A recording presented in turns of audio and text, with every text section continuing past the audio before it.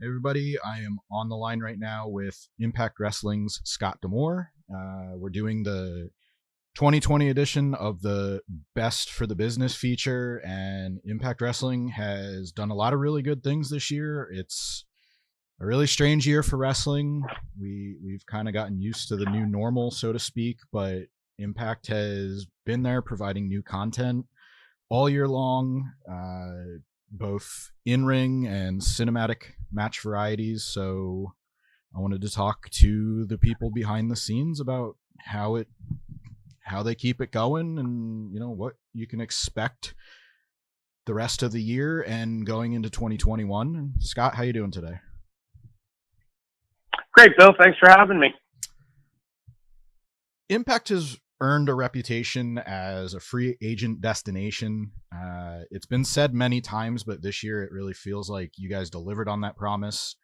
Some of the names were the Good Brothers, first and foremost, Deonna Purrazzo, Brian Myers, Heath, many more. Can you just talk about the challenges you guys faced in signing talent, considering many of them came when the pandemic was like still very fluid, brand new, and we didn't know what it was, and just what you can offer besides an opportunity for creative growth and creative freedom that maybe they didn't have where they were before.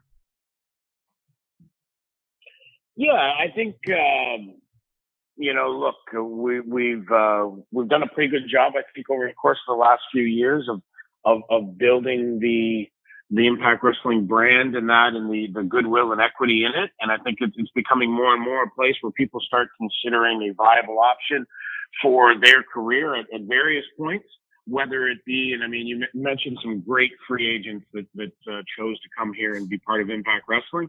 I think it's equally as important to look at the choices for people like a Chris Bay, who, while just in the infancy of his career in many ways, is somebody that a lot of people were talking about and speculating where he would go. And I think because of some of the things we've done over these last few years, an athlete like himself said, you know what, this is where I want to spend some formative years, really developing myself and growing and becoming the well-rounded professional that we all know that he is and is going to continue to grow and become even better at. So, look, creative freedom and having a positive work environment, I think in any industry is, in entertainment is a key factor. We also provide a wonderful platform for people to go out there and perform on. I mean, I think being at Access TV is a great home for us. Obviously, being a network that's owned by Anthem Sports and Entertainment gives security that in the past, maybe I think people had concerns about where the show was going to end up. You now know where it's going to be and where it's going to continue to be. But in an ever-changing world, where so many people are cutting the cord and you're starting to move to more and more of a digital world, I think Impact Wrestling over the years has been at the forefront of the move to the digital world, whether it was us being one of the first to forge a partnership with YouTube back in a time when other wrestling organizations were sending cease and desist and trying to pull down all the content. We worked with YouTube in a way to provide content there. And you look at all the different things we've built with our digital platforms, as well as our international distribution. We really are a company that is seen around the world. I think that that's not lost on talent. And when you combine the ability to earn a fair income with tremendous creative involvement and freedom, and you provide a positive work environment and you give them a chance to showcase that multi-platform to a good amount of viewers, you start putting a package that is advantageous to talent to want to come and be part of. And then, as you alluded to at the beginning of the pandemic, sometimes opportunities present themselves in strange or unexpected ways. And the mass terminations that came there in April really provided a fantastic opportunity, and almost by fate, it was designed where the 90 days would be expiring just as we roll into one of our trademark events with Slammiversary. So being able to land signings like the Good Brothers, Carl Anderson and Doc Gallows was obviously huge for us.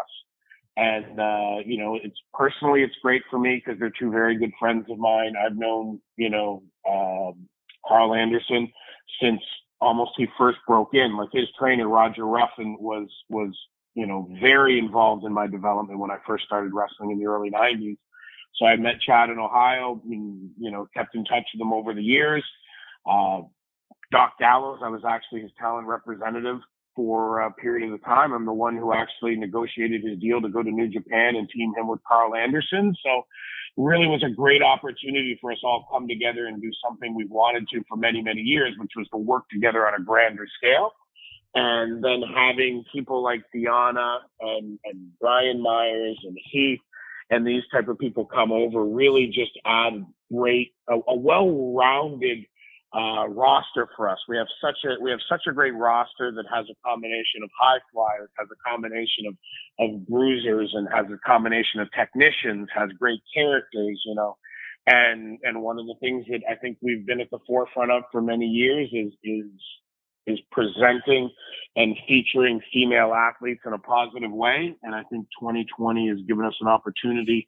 While Deanna Prazo is the centerpiece of the Knockouts division, there's so much depth and talent on the women's side that I think we've been able to, put together a roster here in 2020 that I think is a fantastic roster from top to bottom that is world class and worthy of fans considering, giving their viewership and support to. You speak about the depth of the Knockouts division, and I want to focus on that for a second. I think the evidence is there in the fact that you brought back the Knockouts Tag Team Championship this year, and as you move closer to crowning a champion, you have to ask about the fact that fans asked for it for a few years. Like what was the ultimate catalyst to really make that happen? Why was it the right decision now? Was it anything more than just you have the roster depth to do it? And what can you do to really ensure that we have it for a lengthier time than the first time that the titles were active? Yeah, Bill, and I think you touched on a great aspect there right at the end of your question, is being able to ensure that these Knockouts Tag Team titles were going to come back and stay back. And I mean, I think you have to rewind a little bit. In 2017, when I first started coming around Impact again, and at that point I was just a consultant. But at one point I was at a taping and there was 4 women. There's 4 females there, and I mean, you can't build a roster. And I think the average at the time was around 6 that we usually had. You can't really have a lot of depth of storytelling, both with the Knockouts Championship and then tag team titles, if you're so limited in competitors. And it was important to us to build out not just numbers, but build out the right athletes to be part of this division. And I think we have great depth in our Knockouts division. I think we have great diversity in the different characters and the different styles of the wrestlers, the Knockouts there. And I think that's what really led to it. Look, I would love to have had the Knockouts Tag Team Championships, and many of us would have much sooner, but it was really a matter of, it was something we always talked about. But then our fear was, you don't want to bring the Knockouts Tag Team titles back, and then great, you crown champions, you do a feud or 2, and then you're like, oh, well, what are we going to do with these? Have them wither away. And right now we feel like with the depth of not just numbers, but of talented performers and athletes in our Knockouts division, that these tag team titles this time are here to stay.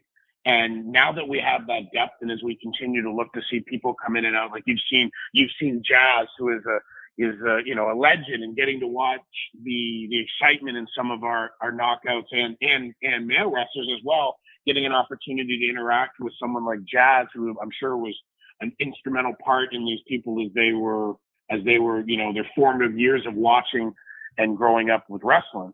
And you've seen Renee Michelle and other athletes, and Killer Kelly that maybe aren't full-time part of the Knockouts roster yet at this point, but you see that the depth of talent is there, both with the full-time roster and the people that we've been able to bring in and around.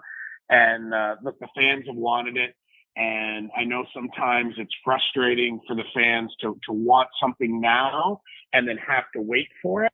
But one thing that myself and Don Callis and Ed Nordholm have been very consistent in from when we took the reins at the beginning of 2018 to now is that we were not going to be about quick fixes. It would have been great to say, hey, the Knockouts titles are coming back, but we weren't ready for it. So we took the time, and like we talked about, step by step, you build it, you're building. My family is a construction family. You build a building brick by brick. And now we have the foundation that's so important when building anything.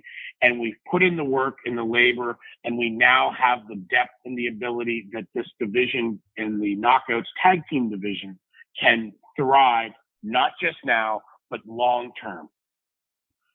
One other thing I actually do want to touch on, this came out today, but the Super X Cup tournament is coming back at Genesis, and I won't say people say, I can say I've discussed it. We do a weekly Impact review show, and we've kind of discussed how, sometimes it feels like the X division isn't, X anymore. Like it's always been a vague term about, there's no limits, and it's not cruiserweight, but it's not this. And I love the job that Rohit Raju's been doing, but does this tournament, maybe signify a return to form, and kind of like how you brought back the TNA title and you spoke earlier in the year about being proud of what you did right with TNA? Like, does any of that come up when you're talking about, really what brought you to the dance, so to speak, when you want to bring something like this back? Yeah, absolutely, Bill. I mean, when we go back in time, and we go back to when TNA wrestling was created, and God rest his soul, we just lost one of the founding minds of our company, and Bob Ryder, this year, which has been a big hole in all of our hearts here recently. But it was founded at a time when the world title picture was conventional heavyweight wrestlers. So you had heavyweights, and you had tag teams, and then, companies had done cruiserweights and light heavyweights, but it always in many levels seemed lesser than. One of the concepts for the X division was going to go out there and feature that style that wasn't getting top level featured in a lot of places, including, quite frankly, when I came to TNA wrestling in 2003. The heavyweight division, the world title division, was still very much a conventional, traditional heavyweight style. And the X division was that style at the forefront. And, as the often quoted, it's not about weight limits, it's about no limits. And, the competitors like Samoa Joe and everything else over the years that have been a part of it. I think what you've seen in wrestling recently is a lot of talent that would have been X division talent has moved into the world title picture. And I mean, a great example of that is Rich Swann, who, if we go back, 15 or even 10 years, probably would be one of the pinnacles of the X division, but maybe not crossing into that world title. But in the world that we live in now, where people now respect athletes of all different sizes and varieties, you've seen the X division style, the traditional X division style, kind of basically move from just being in that division to basically being part of the world title picture. And when you see what the Motor City Machine Guns, I think, were at the forefront of starting, and what the Young Bucks have taken to a whole nother levels, you've seen the tag team style incorporate a lot of that X division type of style and maneuvers. And the same can be said when you look at the Knockouts and the amazing female talent, not just in Impact, but throughout the wrestling world right now. They're out there doing unbelievable moves and maneuvers that at one point in time would have just been restrained to the X division. So I think there's always going to be an ongoing discussion about what the X division is. And it's such an integral and important part of our history. It's something that we value greatly. And I do think in 2021, and we kick it off with Genesis, as you said, January 9th on Impact Plus and Fight TV, you're going to see a traditional X division style tournament with competitors going out there and doing that style. And then I think you're going to see, like, some of the things we've talked about is one of the staples of the X Division over the course of many of those formative years was the multi-man matches, and not just 3 ways, but 4 ways, 5 ways, 6 ways, 8 ways, and some of these spectacles.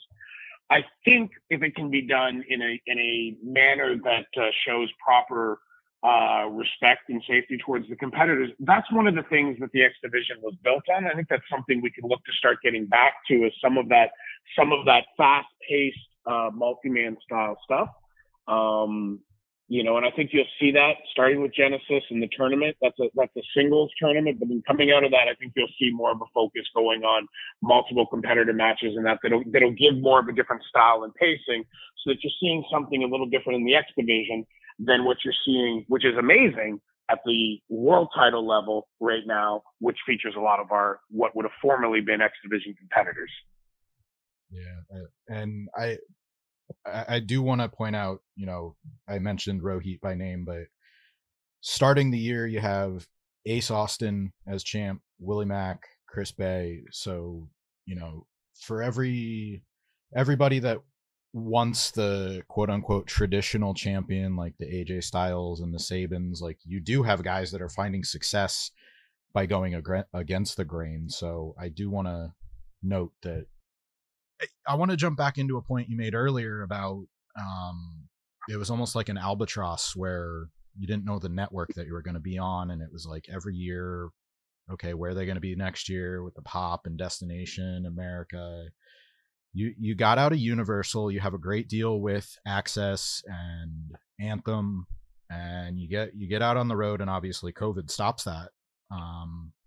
But it seems like a glass half full situation where you're going back to Nashville and you're going back to a studio environment. So does that sort of lessen the blow a little bit, just because you're already used to doing that in Orlando, and you can kind of control the environment a little bit more than maybe some of the other companies had to, game plan and prepare more than what you guys had to?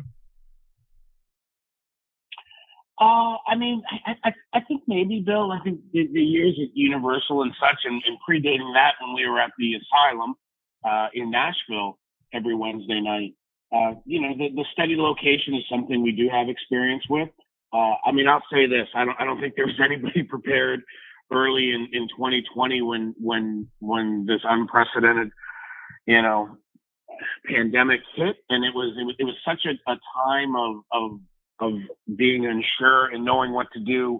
What was great to us was having a great base in Nashville and having a existing relationship with a facility like we do there with Skyway Studios, where we do all of our post-production work, where we've done lots of our different shoots there. And the fact that they had a studio that was able to accommodate us was a fantastic situation. It's a great location, especially in the early days of the pandemic when we looked at it, because we looked at 7, 8, 9 different cities, and we were monitoring where hot spots were and what different executive orders were and everything else. And part of my daily routine was waking up and checking for executive orders, whether it be from Bill Lee, the governor in Tennessee, or whether it be in Texas or North Carolina or Ohio and everything else, and kind of monitoring. Well, one of the things that we kept coming back to with Nashville, especially early on in the pandemic era, was Nashville was a drivable location for a lot of our talent.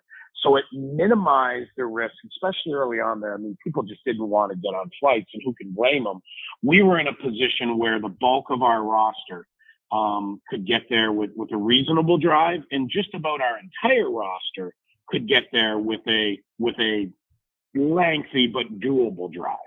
So that was great. And the fact that Skyway is a secure studio that is behind a secured and manned gate, was a great safety precaution. So you don't have people wandering in. You were able to isolate our group in an area, and it was just our group. And that was extremely helpful. and then having the relationships that we have in the Nashville area, both because of our post-production studios and because of our history of producing events there, it was a situation that gave us some comfort and had some advantages to us. And for myself personally, being in Nashville was a bit of a comfort level because I've spent so much time in that city over the years, and we know how to maneuver through it. And it was one of the silver linings, I'll say, in the cloud of the pandemic era, certainly, to be able to go there and be able to safely and securely produce our content and continue to put out entertainment at a time when, so many other forms of entertainment were shutting down. So being able to do that was great for us, and Skyway and the location there in Nashville was certainly a godsend in many ways for us.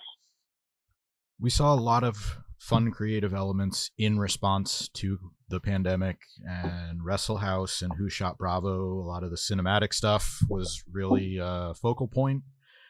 But I mean, short of saying like we are getting back to normal, because obviously nobody still has an idea of when that will be, but are there any production elements or any kind of advantages that you guys learned just from taping in Nashville that you want to carry forward into the new year, like no matter where you guys end up taping or what form the show takes next year? Yeah, I think that and again, as I said, you look for silver linings in these type of situations, and we spent a lot of time talking, as a company and as a creative group about what can we do that's different. And I know that sometimes fans are frustrated because Impact has stayed extremely conservative as far as for fan participation in the event. So we looked at what are entertaining, compelling things we can do in this situation we're in to provide some varied and different content. So that's where Wrestle House came from. That's where Who Shot Johnny Bravo in the trial of Larry D with Wrestler Court and things like that. And that's something that Impact Wrestling has leaned into for many years. If you go back to the stuff that the Matt Hardy and that did with the deletion and everything, and you look at that, and you go back even to the earlier days and some of the stuff that Jeremy Borash and Moody Melendez and that did in a more cinematic sense than a lot of other companies have done. I think in a time like this, with the pandemic and everything, we leaned into what's been a big part of what we've been successful with over the years, and cinematic is one of them. And, from Moose versus EC3 to Wrestle House to all the various things, we've looked for different ways to entertain people during this time. And we also tried to be cognizant of the fact that people are dealing with so much in this period in time, right? So much stress, so much uncertainty. Maybe we leaned in, a lot to trying to provide some levity and to make people laugh or smile. Because when you're in a situation like this, I mean, maybe the last thing you want is to be caught up, whereas in a normal world, you might really want to be into a vicious blood feud and a heated rivalry. Maybe with all the stress and the issues going on in your life at this point, maybe just having something to laugh about and enjoy and make you forget about what you're dealing with is something that we could help provide. So I think we've had more hits than misses. I hope we have, and we've certainly taken great pride in trying to get outside of the conventional way of presenting wrestling content. And I think there's some things that we've taken, like the response to Wrestle House was fantastic. It was polarizing. There was certainly people who didn't like it as being part of tuning in saying, I want to watch wrestling. But there was a massive part of the audience that really enjoyed it. When you look at the numbers, both viewership wise on TV and also digitally, it certainly found an audience. So as the world returns to normal, is Wrestle House or Wrestler Court or some of these concepts something that could move on and become its own type of entity as far as for a series? quite certainly. I think that in a more free flowing world, the opportunity to go out there and to present Wrestle House as a standalone property, whether that were to be on broadcast or digital, whatever else, would be an amazing opportunity to explore. And I think there's an audience out there that we saw that really enjoyed that type of content. So it's something we'll definitely monitor as we go forward.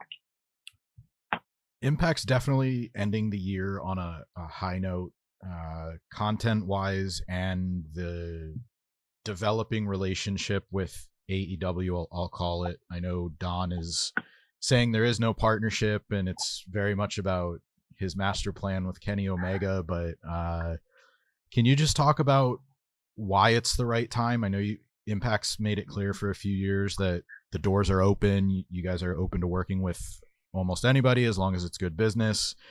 Why is it the right time to work with AEW right now on your end? I mean, I think it's something where the stars just aligned, or the right cards came up in the deck, whatever analogy you want to use. Don Callis is an outside of the box thinker, and certainly, Don's thoughts and actions have been a huge part of leading it to this place where it is, where there's a collaboration, and the driving force is no doubt Kenny and Don are right there at the focal point of it.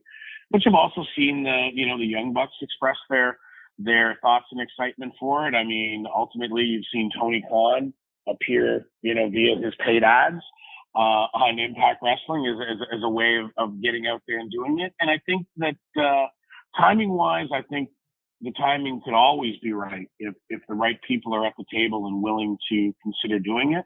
And as you alluded to, Bill, Impact Wrestling has always said its doors were open to doing business with anybody. And I think we've done that when it was, on the local level, and doing some of our collaborations with independent promotions, which I think produced a win-win, where even though we were partnering with companies that were on a, more independent level than us, we still certainly got some great value out of it, both content and the ability to scout and work with some great talent that ultimately ended up on our roster.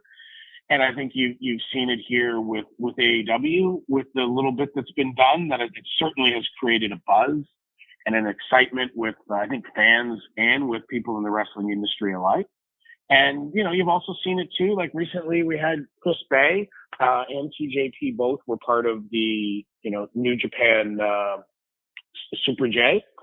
And look, TJP is a freelancer. He's been a part of Impact Wrestling, throughout the years at many times. He's a guy who from his teenage years was part of New Japan. So I think maybe that part of it wasn't shocking, but for Chris Bay, who is 100% an Impact guy, to appear on a New Japan event like that shows what can happen when companies come to the table and work together. And I think that's one of the great things that 2020 has done, is it started pushing people more towards collaboration. And I think whether it's AEW or Impact Wrestling or New Japan or Noah, Pro Wrestling Noah, or AAA or CMLL, I think collaboration is the future. We've talked a lot about the positives in 2020 during this call, and in closing, I just wanted to get some final remarks, whether it's personal highlights you take pride in, any events from 2020, or the biggest thing you're really looking forward to in 2021. Yeah, I think on a personal level, for me, I think getting an opportunity to work on this deeper level with Carl Anderson and Doc Gallows has been something that the three of us have looked to do for a while. I've known Chad since his early days. When he was first breaking in, I was Doc's agent for a period of time. We're all good friends, and having them, through circumstance, be in a situation where we all get to work together now on a daily basis and do this type of creating of excitement and a product together is a personal thing that I love. I also think it's one of the great stories of 2020 for Impact Wrestling. The from a product point of view, I think the build into Slammiversary with the excitement and buzz that was created with the who's it going to be, who's going to show up.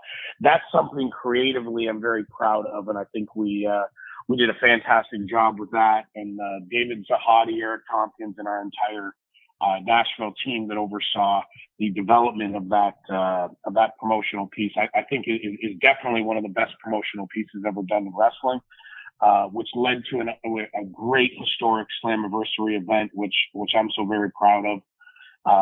2020, I'm also very proud of the fact that our company came together, both crew and talent and everybody, in some of the most trying circumstances, to continue to go out there and form a tight-knit group, or team, to, some will say family, to continue to go out there and entertain the fans in one of the most trying times in certainly recent history. So I'm very proud of that. And as we look into 2021, I'm excited for the future. I'm excited for Hard to Kill, obviously, where there's a groundbreaking event where Kenny Omega crosses into the Impact Zone to join the Good Brothers in a match against Rich Swann, who we're very proud to represent our company as our world champion, and one of the most iconic teams in Impact Wrestling history and pro wrestling history, I think, in the Motor City Machine Guns. So that's a historic way to kick off 2021, and then look forward to, God willing, getting back out there and getting personal interaction in front of a crowd with our athletes. Wrestling is best done when it's out there in front of a live crowd. And, we can't wait to have fans back in there as part of the experience. But until then, we'll continue to go out there and put out the best possible content that we can. So I'm excited for 2021. I'm excited to see what the future holds. I'm excited for the potential collaborations with AEW, New Japan, or anybody. We've always said our door is open. Give us a call, and if it makes sense for you and it makes sense for us, let's work together. And I think that more and more people are seeing that as we go into 2021. All right. Impact Wrestling's ending the year on a good note. Lots to look forward to into the new year. Scott, thanks very much for your time today. Yeah, thanks a lot, Bill. I've enjoyed it, and I appreciate this and all the coverage that you consistently do for us. And have a great and safe holiday season, and let's look forward to a very exciting 2021.